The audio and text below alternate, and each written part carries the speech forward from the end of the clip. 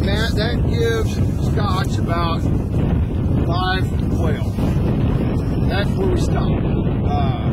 Now we go into pigeon work, woe breaking, which we'll keep doing, and basically this is to let you see him in the field, get the gun work behind him. He's having fun, he's chasing birds, I'm killing birds over him. There's nothing from here out that can really go wrong with him in the field on birds. He enjoys it, and we have a little bit of a bad habit of him wanting to jump in. That's what I'm here for. I take that away from him. So his natural ability is there. He's pointing the birds and jumping in. I'll take that away. And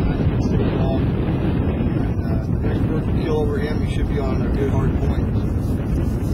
All right.